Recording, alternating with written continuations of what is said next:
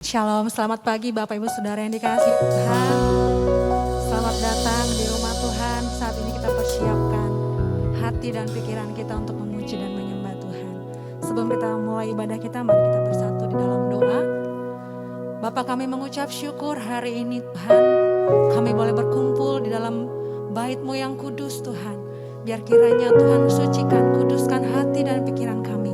Bahkan tempat ini untuk kami sama-sama layak melayani Engkau ya Tuhan. Menikmati hadirat-Mu ya Bapa. Dan kami percaya Tuhan hadir di tempat ini melawat setiap kami. Dari awal pertengahan ibadah kami sampai akhirnya. Tuhan ada dan melawat setiap kami.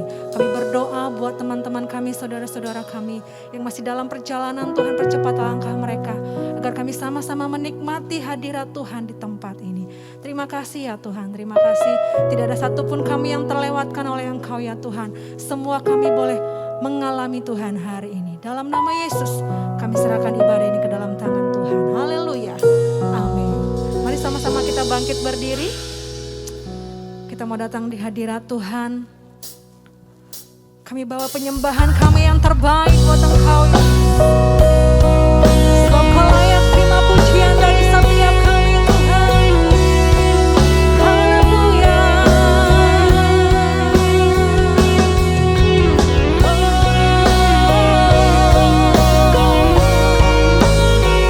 Sungguh besar anugerah-Mu Tuhan.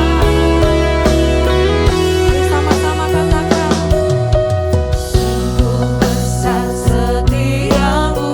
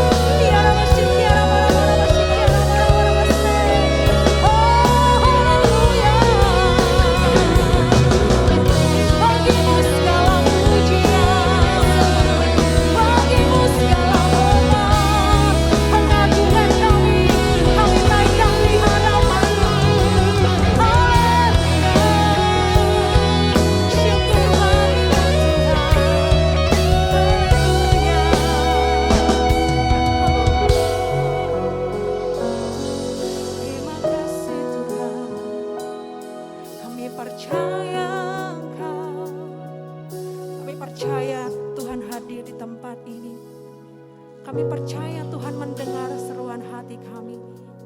Dan setiap kami yang hadir pada pagi hari ini akan menikmati lawatan Tuhan. Setiap engkau yang merindukan Tuhan, pastikan engkau bertemu dengan Tuhan saat ini. Dia ada di tempat ini. Dia siap melawat setiap hati kita. Terima kasih Tuhan, terima kasih. Dan kami percaya Tuhan, Engkau bertahta di setiap puji-pujian kami. Terpujilah nama Tuhan. Dan kami mau lebih lagi memuji dan memuliakan Engkau. Dalam nama Yesus, kami berdoa dan mengucap syukur. Yang percaya sama-sama katakan, amin. Berikan kemuliaan buat Tuhan kita.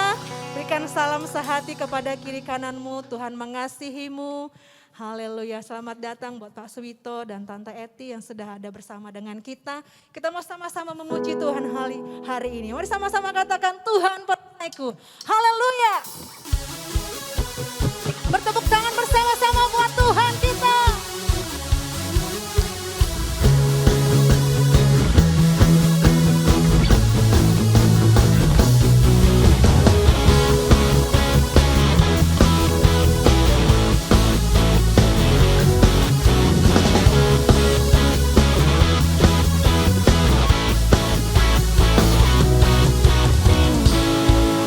Dekatmu ku aman, hidup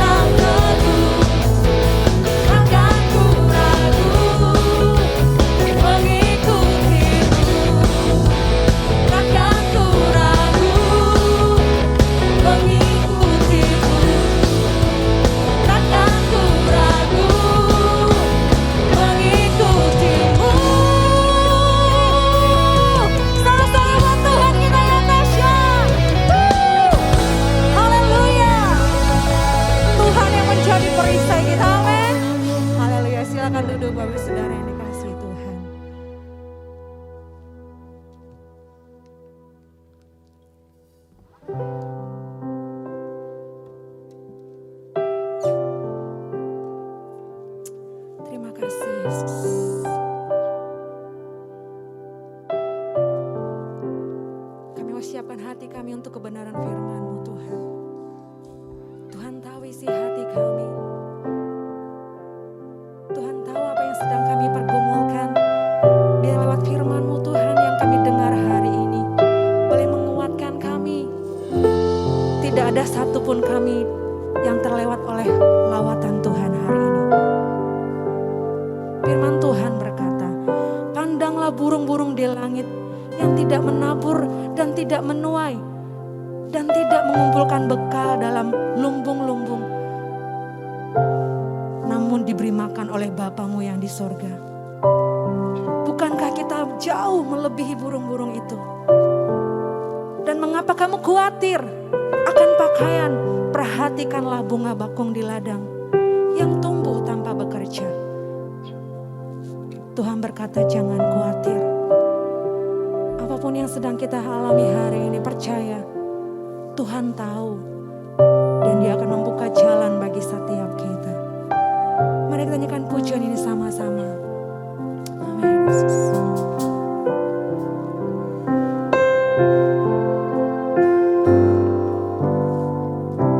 Perhatikanlah bunga bakung di ladang, Tuhan hiasi tanpa bekerja. Apalagi kita orang percaya,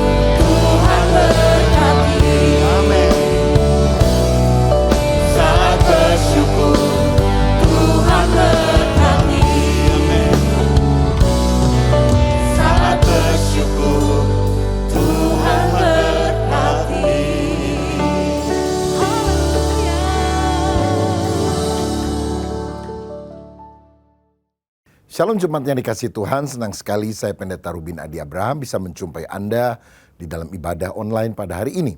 Hari ini saya akan menyampaikan firman dengan judul Mengatasi Masalah Keuangan Keluarga. Saya akan bacakan 1 Timotius 6 ayat 6-11 yang berbunyi demikian. Memang ibadah itu kalau disertai rasa cukup memberi keuntungan besar. Sebab kita tidak membawa sesuatu apa ke dalam dunia dan kita pun tidak dapat membawa apa-apa keluar. Asal ada makanan dan pakaian cukuplah. Tetapi mereka yang ingin kaya terjatuh ke dalam pencobaan, ke dalam jerat dan ke dalam berbagai-bagai nafsu yang hampa dan yang mencelakakan, yang menenggelamkan manusia ke dalam keruntuhan dan kebinasaan. Karena akar segala kejahatan ialah cinta uang. Sebab oleh memburu uanglah beberapa orang telah menyimpang dari iman dan menyiksa dirinya dengan berbagai-bagai duka. Tetapi engkau, hai manusia Allah, jauhilah semuanya itu, kejarlah keadilan, ibadah, kesetiaan, kasih, kesabaran, dan kelembutan. Saudara sekalian, Tuhan ingin agar kita memiliki keluarga yang utuh, keluarga yang cinta Tuhan, keluarga yang harmonis. Tetapi si iblis, pencuri itu datang hanya untuk membunuh, merusak, membinasakan. Dia juga ingin menghancurkan keluarga kita dengan macam-macam cara. Misalnya, karena terjadinya percekcokan suami dan istri, dan dia mengompori hati kita supaya menjadi panas, itu bisa memecah keluarga. Ada juga istri yang sangat dominan, tidak mau tunduk kepada suaminya. Ya, kalau suaminya panglima, dia pangenam. Suami diktator, istri gladiator. Wah, berantem terus. Ini tentu akan menghancurkan keluarga. Keluarga juga bisa hancur karena kebobrokan moral, perzinahan, perselingkuhan, dan sebagainya. Atau juga bisa disebabkan karena komunikasi yang buruk. Ada suami yang bilang pokoknya kalau ngobrol sama istri gak boleh lebih dari 9 menit. Karena menit ke-10 dan selanjutnya isinya bertengkar. Dan tentu hal semacam ini tidak Tuhan inginkan, ya. Kita harus mengatasi hal itu dengan firman Tuhan. Tapi hari ini saya secara khusus mau membahas tentang masalah di dalam keluarga yang disebabkan karena keuangan.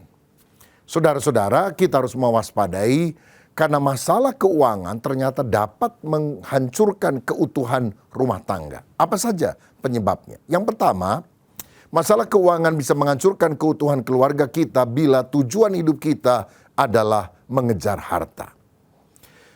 Saya ingat dalam Lukas pasal yang ke-12 ada kisah seorang kaya yang lumbungnya makin besar, usahanya makin maju, tapi Tuhan bilang kamu orang kaya yang bodoh. Kenapa dia disebut orang kaya yang bodoh? Mestinya orang kalau sudah berhasil dalam usaha, pinter. Setidaknya pinter di dalam mengelola keuangan, pinter melakukan ekspansi daripada pekerjaannya. Tetapi Yesus berkata orang ini adalah orang bodoh karena dia mengutamakan materi dan mengabaikan perkara rohani. Saudara, kita boleh saja mendapatkan uang untuk kebutuhan sehari-hari karena memang semua kita memerlukan itu. Tapi jangan bersandar pada kekayaan. Seakan-akan kekayaan adalah segala-galanya yang membuat jiwa kita merasa tenang, merasa aman. Karena harta adalah alat yang boleh digunakan, tapi bukan tujuan yang harus kita kejar dalam kehidupan. Ungkapan berkata, money is a good servant but a bad master. Uang adalah hamba yang baik tetapi tuan yang jahat. Kalau hidup kita membutuhkan uang untuk keperluan sehari-hari, itu sesuatu yang nggak jadi masalah, baik bahkan good servant. Tapi kalau menjadikan uang sebagai sasaran kehidupan kita, kita dipertuan oleh mamon, wah dia adalah hamba yang kejam. Saudara, karena ada orang kemudian bisa menghalalkan segala cara untuk mencapai tujuan, termasuk menindas, termasuk meniadakan orang lain, ya. Ada orang membunuh orang lain supaya dia mendapatkan uang lebih besar. Oh, jelas ini adalah hal-hal yang menyimpang dari firman. Nah, saudara, pada masa kini ada banyak orang yang tanpa sadar menjadikan harta sebagai tujuan utama hidupnya. Ada lagu lama berkata begini, apa yang dicari orang? Uang. Uang, uang, uang, siang dan malam carinya uang. Nah, ini tentu adalah hal yang menyebabkan kita jatuh ke dalam banyak masalah. Memang kalau di gereja nyanyinya gini, yang terutama di dalam hidup ini, apa yang terutama?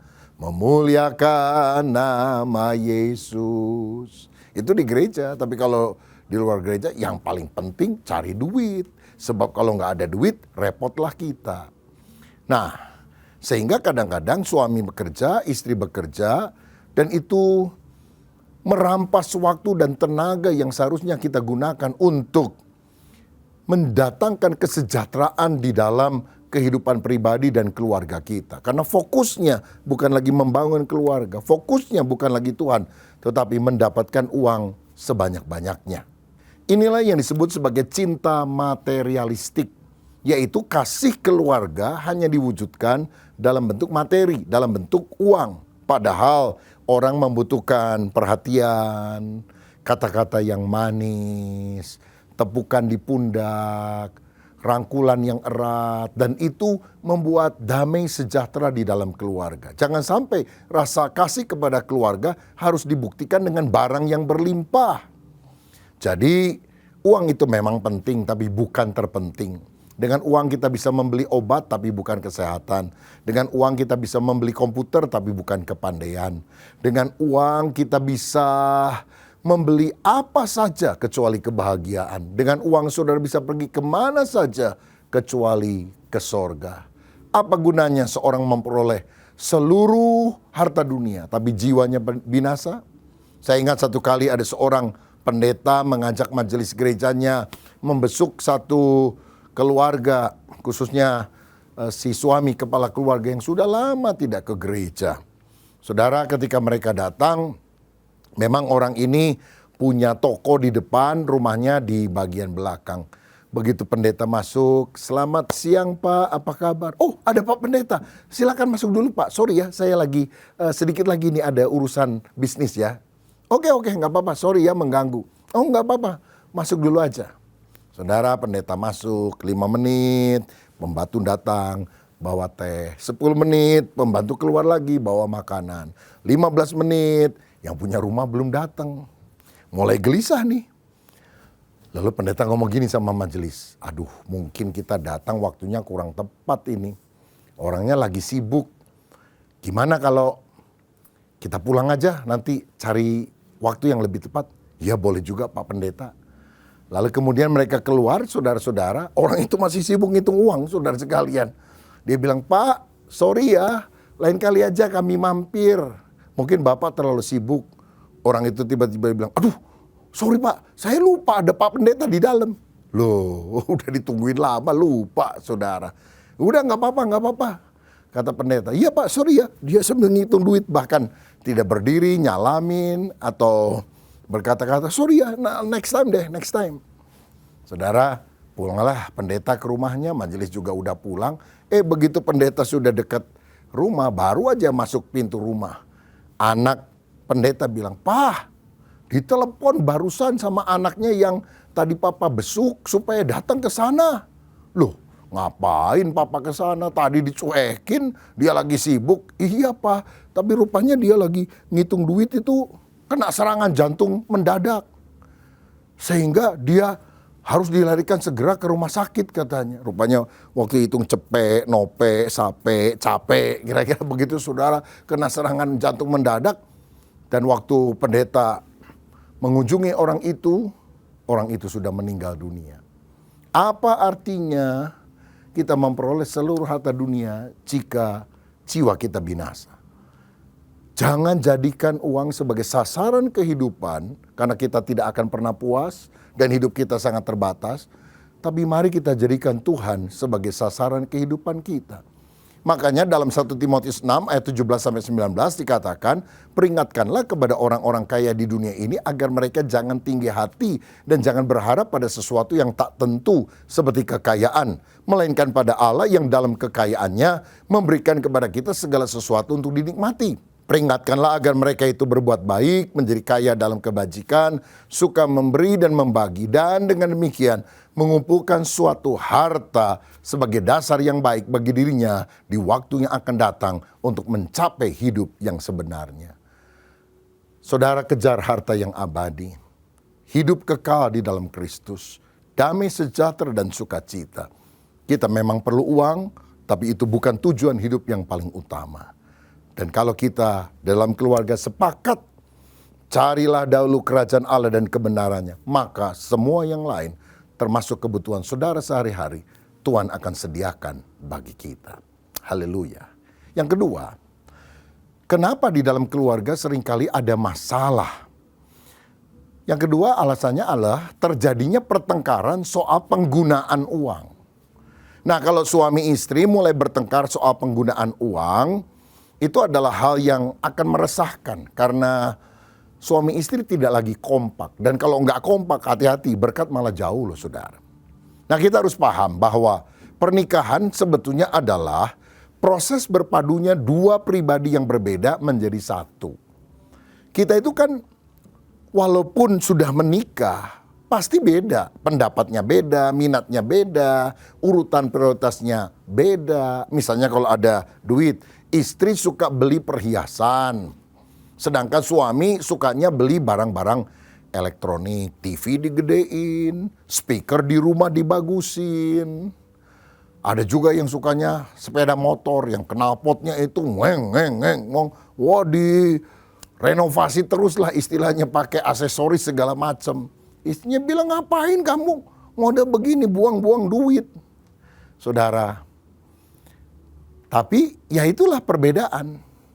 Kadang-kadang karena masalah uang inilah timbul pertengkaran seperti itu. Istri kalau lihat ada sale, wah dia beli, mumpung murah. Padahal kemudian dia rasa tidak terlalu perlu akan hal itu. Kalau suami beli sepatu mesti yang bagus. Harga 3 juta atau lebih gak apa-apa, awet. Istri bilang, ngapain beli mahal-mahal? Daripada 3 juta mendingan yang 300 ribuan, bisa 10. Hari ini merah, besok sepatunya kuning, besok sepatunya biru. Besok lagi belang-belang, satu merah, satu biru. Saudara, penggunaan keuangan yang tidak bisa dipahami oleh pasangannya bisa menimbulkan masalah. Makanya penggunaan uang, apalagi dalam jumlah besar ya, itu perlu dibicarakan bersama sebagai proyek keluarga. Jadi tentukan dulu keperluan apa saja yang kita harus beli demi kepentingan seluruh keluarga. Musyawarahkan dulu sehingga kita bisa menghemat keuangan yang ada dan memprioritaskan, oh ini yang pertama kita harus beli, ini yang kedua.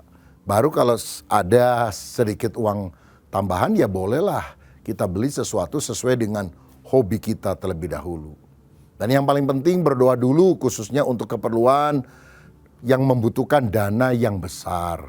Misalnya untuk kontrak rumah, apalagi membangun rumah, itu kan biayanya cukup besar. Atau membeli mobil, atau membeli perabotan rumah tangga yang harganya juga tidak terlalu murah, itu perlu perundingan bersama. Saudara, saya berdoa kebutuhan-kebutuhan kita yang sedang kita usahakan jangan menyebabkan konflik dalam keluarga. Karena kalau kita rukun, berkat akan datang. Kalau kita cekcok, itu berkat udah mau datang pergi lagi, saudara. Ya, makanya kita harus merundingkan bersama-sama dengan pikiran yang baik dan hati yang tenang sehingga semuanya mendatangkan perkara-perkara yang indah. Nah, yang ketiga, masalah dalam keluarga bisa terjadi kalau kita terlilit hutang besar. Hutang itu akan mengakibatkan kita khawatir, stres, marah-marah tidak karuan. Nah, kenapa kita berhutang atau kredit lah? Biasanya maksudnya kita kredit sesuatu atau hutang untuk sesuatu agar kita lebih bahagia. Misalnya, kita membeli televisi supaya lebih bahagia. Kita beli mobil supaya lebih bahagia bisa jalan-jalan ke sana sini. Kita beli rumah supaya nggak usah kontrak terus. Tapi ketika itu dilakukan dengan hutang, kadang-kadang ketika kondisi keuangan tidak normal seperti biasanya, itu bahkan menjadi beban yang menyebabkan keluarga kita malah tidak bahagia. Jadi tujuannya utang supaya kita punya barang agar kita lebih bahagia, malah sebaliknya gara-gara barang-barang yang kita dapatkan secara kredit itu belum lunas, lalu kita tercekik oleh hutang, waduh kita malah jadi panik dan berantem satu dengan yang lain. Nah, apa saja sih penyebab hutang menumpuk dalam keluarga? Macam-macam. Misalnya, karena gaya hidup mewah, sering makan di luar daripada masak di rumah misalnya. Atau menikmati hiburan yang mahal-mahal. Oh teman saya jalan-jalan ke sini, ini jalan-jalan ke situ. Oh kita juga nggak mau kalah. Apalagi kalau saudara suka lihat Instagram orang lain, Facebook orang lain. Waduh, enak banget ya, dia bisa piknik sana sini, kok saya tidak. Lalu kita memaksakan diri untuk jalan-jalan juga, ya healing lah katanya, healing sana sini. Malah pusing akhirnya karena keuangan kita malah lebih minus. Atau kita punya hobi yang perlu banyak dana. Ada juga orang berhutang karena maunya senang-senang, memuaskan diri saja. Dan dia tidak membuat perhitungan yang matang tentang keuangannya. Mikirnya sempit, pendek, nggak pikir panjang. Amsal 21 ayat 17 berkata, orang yang suka bersenang-senang akan berkekurangan. Orang yang gemar kepada minyak dan anggur tidak akan menjadi kaya. Jadi hati-hati. Kalau kita boros, kalau kita maunya happy-happy dan mengeluarkan biaya hidup dengan gaya hidup yang di atas penghasilan kita. Itulah awal malapetaka yang bisa menimpa keluarga kita. Tetapi ada faktor lain yang menyebabkan orang bisa berhutang. Investasi tidak bijaksana. Ada orang yang gara-gara ingin cepat kaya karena serakah, justru rugi banyak, saudara. Karena dia temennya mungkin datang, wih ini kamu kalau invest di sini, wih tiap bulan itu dapat 5%, 10%. Setahun berarti berapa? 120%. Wah kita masukin uang kita. Wah ternyata saudara, apa yang kita pikir mendatangkan keuntungan gak balik, sama modalnya juga hilang. Stres kita karena terlilit hutang. Amsal 28 ayat 20 berkata, orang yang dapat dipercaya mendapat banyak berkat. Tetapi orang yang ingin cepat menjadi kaya tidak akan luput dari hukuman. Ayat 22, orang yang kikir tergesa-gesa mengejar harta dan tidak mengetahui bahwa ia akan mengalami kerugian. Kalau tergesa-gesa, nggak perhitungan panjang, ya buru-buru, saudara memasukkan uangmu, menginvestasikan untuk sesuatu yang cuma dengernya bakar untung. Saudara sendiri nggak terlalu paham bidang itu. Itu bahaya, saudara-saudara.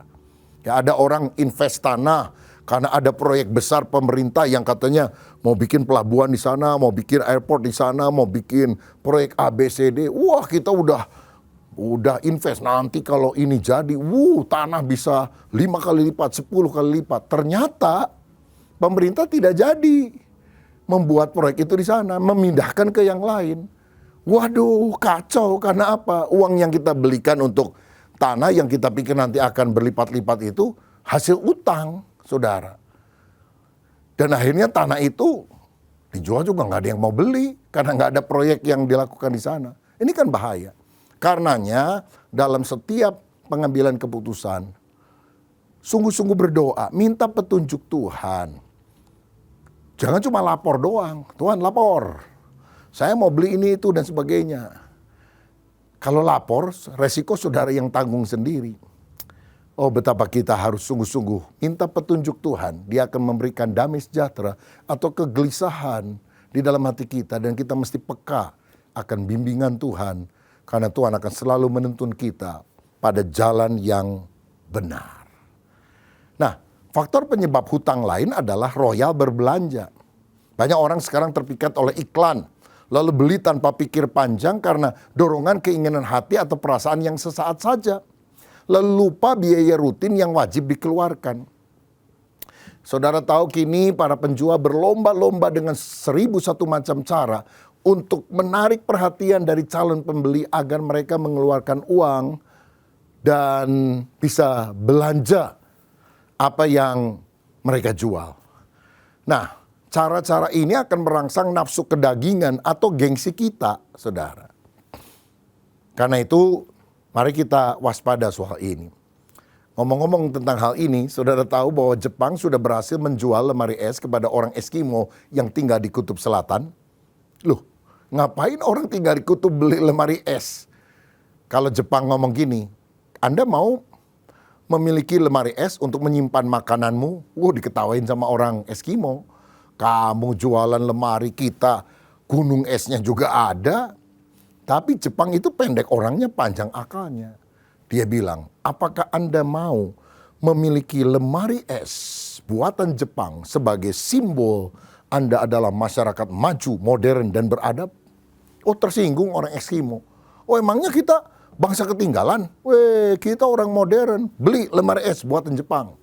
Loh, buat apa? Buat nyimpen sepatu sama sandalnya, saudara-saudara. Karena gengsi, karena dianggap ini prestis.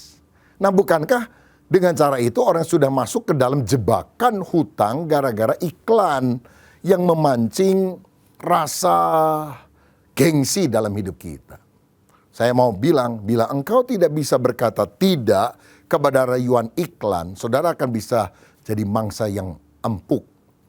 Makanya kalau saudara ingin belanja sesuatu itu, coba jawab beberapa pertanyaan ini di dalam hati kita. Apa saya benar-benar butuh?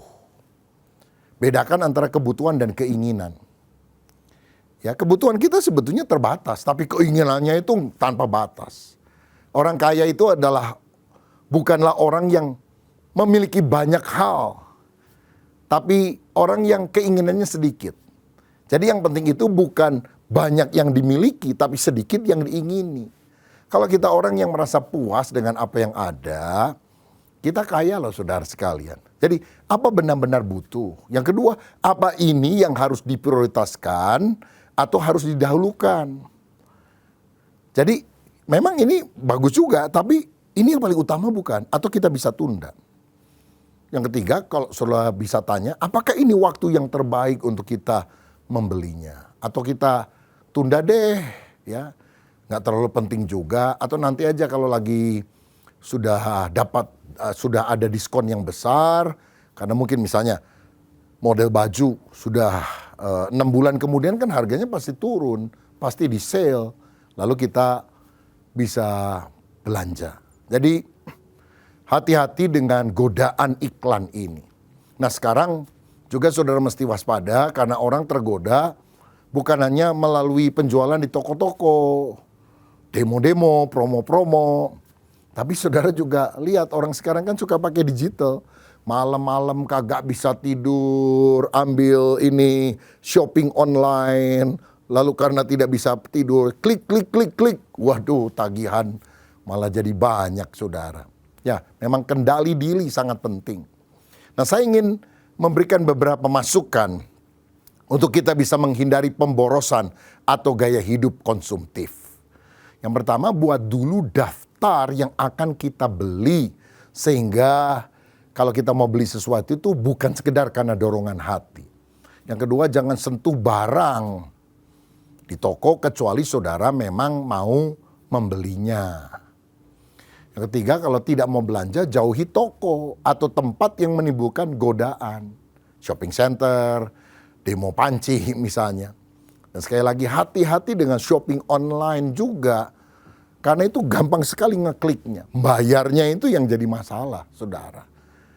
Dan yang keempat, hati-hati terhadap barang murah yang juga bisa dibeli dengan kartu kredit. Lalu saudara perpanjang, nggak bayar lunas pada akhir bulan misalnya. Tapi saudara hanya bayar biaya minimalnya. Wah, ini bahaya saudara, karena ternyata bunga dari kartu kredit itu seringkali mahal. Dan kita akan terpuruk dalam masalah keuangan. Jangan beli barang murah, tapi beli barang yang benar-benar dibutuhkan. Kalau tidak, akan jadi sampah. Kartu kredit boleh saudara gunakan untuk kemudahan pada saat tertentu. Tapi bukan membentuk kebiasaan ngutang dalam kehidupan kita. Sehingga saudara hanya bayar biaya minimnya. Ini adalah kebiasaan yang harus segera kita atasi. Ya, kalau ada uang saudara bisa belanjalah kebutuhan primer. Tapi kalau nggak ada uang, udah tahan diri. Jangan belanja-belanja, doa dan puasa aja deh. Ya, atau memenuhi kebutuhan yang primer saja. Dan kalau saudara terlilit hutang, bertekadlah untuk melunasinya. Buat deadline, kapan saudara akan membayar hutang itu. Dan disiplin diri. Misalnya saudara hutang lalu bisa dibagi 3 kali atau 6 kali. Disiplin diri untuk segera melunasinya. Nah, sekarang saya ingin ajak saudara untuk melihat beberapa langkah positif untuk memiliki keuangan yang sehat, khususnya di dalam keluarga. Yang pertama, kita harus mengelola uang secara alkitabiah. Mazmur 24 ayat 1 berkata, Tuhanlah yang empunya bumi serta segala isinya dan dunia serta yang diam di dalamnya. Saudara, Tuhan adalah pemilik segala-galanya. Kita hanya punya hak pakai, kita nggak punya hak milik. Karena semua yang kita miliki sebetulnya adalah milik dari Tuhan sendiri. Ia yang mengaruniakan segala sesuatu. Kalau kita punya ini dan itu bukan hasil keringat kita sendiri. Tapi itu adalah anugerah Tuhan. Dan Dia ingin kita bertanggung jawab atas harta yang dititipkannya. Tuhan adalah penguasa kehidupan kita. Makanya kita harus menggunakan prinsip Allah dalam mengatur keuangan. Tapi ada yang bilang, masalah uang kan masalah duniawi. Bukan masalah yang dibahas di dalam Alkitab, bukan masalah yang berkaitan dengan Tuhan. Siapa bilang? Yesus seringkali menyinggung soal penggunaan uang di dalam Alkitab yang harus dilakukan secara benar. Makanya gunakan prinsip Allah, gunakan prinsip Alkitab untuk mengelola keuangan. Bagaimana caranya? Utamakan Allah melalui persepuluhan dan persembahan saudara. Amsal 3 ayat 9 10 berkata, muliakanlah Tuhan dengan hartamu. Maleakhi 3 ayat 10, bawalah persembahan persepuluhan ke dalam rumah perbendaraan.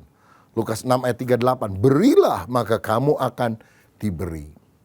Ada orang bilang, kan ada pepatah, hemat pangkal kaya. Jadi saya kan harus hemat, jangan suka memberi-memberi untuk pekerjaan Tuhan. Saudara, Amsal 11 ayat 24-25 bilang begini, ada yang menyebar harta tapi bertambah kaya, ada yang menghemat secara luar biasa namun selalu berkekurangan. Siapa banyak memberi berkat, diberi kelimpahan. Siapa memberi minum, ia sendiri akan diberi minum. Jadi kalau TK bilang hemat pangkal kaya. Alkitab berkata memberi, menabur pangkal kaya. Saudara percaya mana, guru TK atau firman Tuhan? Karena itu mari kita mengutamakan Tuhan juga melalui persembahan yang kita miliki. Itulah mengelola keuangan kita secara alkitabiah. Dan hal berikutnya untuk mengelola keuangan menurut firman adalah utamakan perkara rohani yang kekal. 2 Korintus 4 ayat 18 berkata, sebab kami tidak memperhatikan yang kelihatan melainkan yang tak kelihatan. Karena yang kelihatan adalah sementara sedangkan yang tak kelihatan adalah kekal. Saudara, yang kita miliki itu fana, tapi apa yang kita tabur di ladang Tuhan itu kekal selama-lamanya. Dan bila mana kita taat, mengutamakan Tuhan, cari dahulu kerajaan Allah dan kebenarannya, maka semuanya itu akan ditambahkan kepadamu.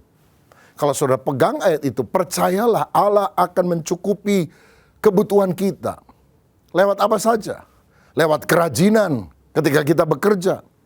Amsal 10 ayat 4 dan 6 berkata, tangan yang lamban membuat miskin, tetapi tangan orang rajin menjadikan kaya. Siapa mengumpulkan pada musim panas, ia berakal budi. Siapa tidur pada waktu panen membuat malu. Berkat ada di atas kepala orang benar, tetapi mulut orang fasik menyembunyikan kelaliman. Dan kita juga bisa menerima berkat melalui doa yang dijawab. Kita bisa doa sama Tuhan, minta agar Tuhan membuka tingkap langit. Kita kerja keras, tapi kita juga mendapatkan anugerah Tuhan, maka Tuhan akan menjadi Yehova Jireh, Allah yang menyediakan kebutuhan kita. Filipi 4 ayat 6 berkata, janganlah hendaknya kamu khawatir tentang apapun juga, tetapi nyatakanlah dalam segala hal keinginanmu kepada Allah dalam doa dan permohonan dengan ucapan syukur. Jadi ini cara pertama untuk kita mengelola keuangan secara alkitabiah. Gunakan prinsip Alkitab untuk hal tersebut. Dan yang kedua adalah kita harus memiliki hati yang merasa cukup. Itulah cara kita untuk bisa menggunakan keuangan dengan benar. Hiduplah berpadan dengan apa yang ada. Jangan panasan lihat orang lain. hidup merasa cukup. 1 Timotius 6 ayat 6-8 berkata, memang ibadah itu kalau disertai rasa cukup memberi keuntungan besar. Sebab kita tidak membawa sesuatu apa ke dalam dunia dan kita pun tidak dapat membawa apa-apa keluar. Asal ada makanan dan pakaian, cukuplah. Saudara, mari kita belajar mencukupkan diri dengan berkat yang ada. Artinya kita tahu mengucap syukur untuk apapun yang Tuhan sudah titipkan di dalam kehidupan kita. Dan jangan iri. Kenapa kok saya belum punya ini, belum punya itu seperti teman saya. Jangan suka panas hati lihat orang lain. Tiap orang itu punya berkatnya masing-masing, tapi juga punya pergumulannya masing-masing. Yohanes Pembaptis pernah ditanya satu kali, apa sih artinya bertobat? Dalam Lukas 3 ayat 14 dikatakan, dan prajurit-prajurit bertanya juga kepadanya, dan kami, apakah yang harus kami perbuat? Jawab Yohanes kepada mereka, jangan merampas dan jangan memeras, dan cukupkanlah dirimu dengan gajimu. Artinya, tobat itu sama dengan hidup dalam batas penghasilan saudara. Jangan besar pasak daripada tiang. Jangan lebih banyak pengeluaran daripada pemasukan. Saudara pemasukannya 3 juta, pengeluarannya 5 juta. Lah ini tidak bertobat namanya. Tapi bertobat artinya benar-benar berusaha hidup sesuai dengan standar pemasukan kita. Bahkan kita masih bisa menabung. Ya. Ibrani 13 ayat 5, Tuhan berjanji dan berkata, janganlah kamu menjadi hamba uang dan cukupkanlah dirimu dengan apa yang ada padamu. Karena Allah telah berfirman, aku sekali-kali tidak akan membiarkan engkau dan aku sekali-kali tidak akan meninggalkan engkau. Saya percaya Tuhan bisa memenuhi segala kebutuhan hidupmu, tapi tidak memenuhi gaya hidupmu. Kebutuhan hidup itu simple, murah, tapi gaya hidup itu yang mahal, mewah. Makanya kita harus sungguh-sungguh hidup merasa cukup dengan apa yang ada. Dan Tuhan bilang, aku tidak akan meninggalkan engkau, aku akan memberkati engkau. Ini doa saya. Kalau hari ini saudara sedang memiliki masalah dalam hal keuangan dan bahkan membuat keluargamu menjadi ribut, dengarkan firman Tuhan ini. Kalau perlu engkau ulang, mendengarkan firman Tuhan ini, mengikuti petunjuk-petunjuk firman. Dan waktu engkau melakukannya, firman akan membawa kita pada jalan yang benar, jalan yang lurus, dan engkau akan mendapatkan pertolongan dari Tuhan. Siapa yang punya masalah dalam keuangan, dan saudara membutuhkan pertolongan Tuhan, taruhlah tangan di dada, izinkan saya berdoa. Bapa, terima kasih untuk kebenaran firman-Mu. Kalau ada umat-Mu yang sedang mengalami masalah keluarga karena berkaitan dengan keuangan yang kurang, masalah-masalah yang berkaitan dengan kebutuhan kami sehari-hari, Tuhan tolonglah kami anak-Mu, kami umat-Mu. Engkau Bapa yang baik, yang mendengarkan seru doa kami, sesuai dengan janji-Mu, bahwa Tuhan akan mencukupkan segala kebutuhan kami, menurut kekayaan kemuliaan dalam Yesus. Tapi biar kami mengutamakan Tuhan, biar kami hidup cukup dengan apa yang ada. Sehingga ketika kami mencukupkan diri dalam segala hal, usaha pekerjaan kami diberkati Tuhan, dan kami mengalami kebahagiaan karena Engkau Yehova Jireh. Berkat-Mu atas kami dalam nama Tuhan Yesus Kristus. Haleluya. Amin. Tuhan Yesus memberkati saudara. Salam sehati. Amin.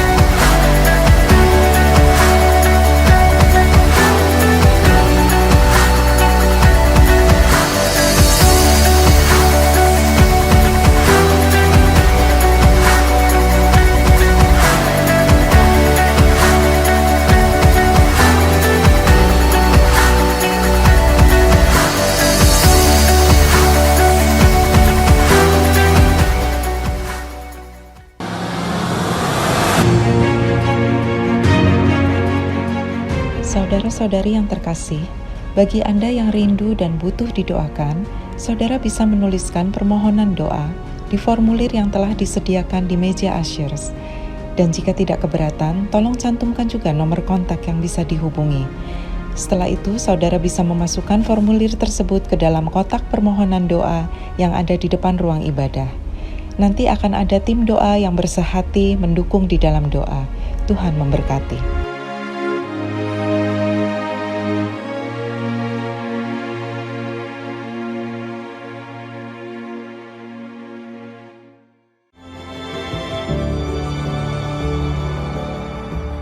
Salam saudara sekalian, istri saya pernah bercerita bahwa pada masa remaja dia mengalami pengalaman traumatis karena waktu dia sedang mandi, tiba-tiba ada gempa vulkanik gara-gara Gunung Galunggung dekat kota Tasikmalaya meletus. Sejak itu dia seringkali takut untuk sesuatu yang nggak terlalu nyata begitu.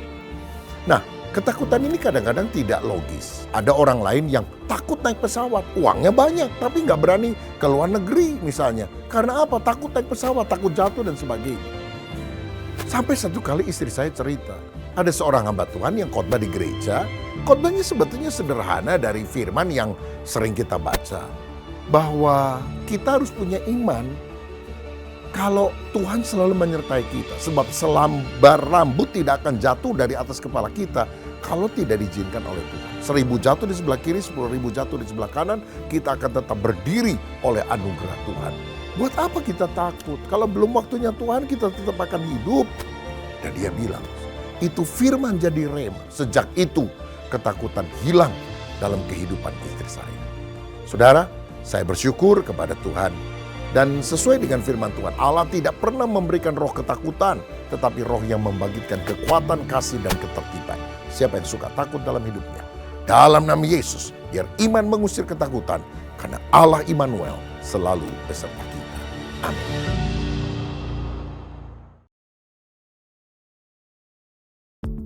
Sebelum kita mengakhiri ibadah kita pada pagi hari ini, mari kita tundukkan kepala dan kita berdoa. Bapa dalam surga, terima kasih Tuhan untuk segala kasih setiamu Tuhan Yesus kepada kami. Saat ini kami ingin berdoa syafaat ya Tuhan. Kami berdoa untuk para pemimpin rohani kami. Kami berdoa untuk gembala sidang kami ya Tuhan, pembina gembala kami, juga untuk gembala lokal kami ya Tuhan, dan seluruh pengurus yang terlibat dalam pelayanan di GBI Kedoya ini. Kami berdoa Tuhan Yesus, kiranya ada kesatuan hati dan juga ada visi dan misimu yang jelas ya Tuhan Yesus, supaya kami makin seperti Engkau ya Bapa. Kami boleh melayani para domba-dombamu, dan kami boleh ya Tuhan Yesus menjadi kaki tanganmu di dunia ini untuk memperlebar kerajaan-Mu. Kami juga berdoa bagi pemerintahan kami, bagi Presiden kami Jokowi, dan juga seluruh jajarannya ya Tuhan Yesus, supaya diberikan hikmat, roh takut akan Engkau ya Tuhan Yesus ada dalam hati mereka. Kami berdoa ya Tuhan Yesus, kiranya pertolongan dan belas kasihan-Mu untuk negara Indonesia ini. Terima kasih Tuhan, biarlah ada roh pertobatan ya Tuhan Yesus, ada kebangunan rohani ya Tuhan bagi negara Indonesia ini. Terpujilah nama-Mu ya Tuhan. Kami berdoa dan mengucap syukur. Amin. Saudara, saya percaya kita diberkati oleh firman Tuhan pada hari ini. Dan biar setiap di antara kita merasakan sungguh-sungguh Tuhan menyertai kepada setiap di antara kita. Kita akhiri ibadah kita dan kita panjatkan berkat yang daripada Tuhan. Angkat tanganmu, angkat hatimu, dan terimalah berkat Tuhan. Biar berkat daripada Allah Bapa, kasih daripada Tuhan Yesus Kristus, persekutuan dan penghiburan dari Roh yang Kudus biar itu tinggal di dalam hidup saudara dan saya. Sehingga setiap kita boleh mewarnai hidup ini bersama dengan Tuhan di hari-hari ke depan. Kita tetap berpengharapan hanya di dalam Kristus. Terima kasih Tuhan, kami percaya berkat ini akan menyertai setiap di antara kita, mulai dari sekarang bahkan sampai selama-lamanya. Yang percaya bersama-sama kita katakan, amin. Tuhan memberkati. Salam sehati.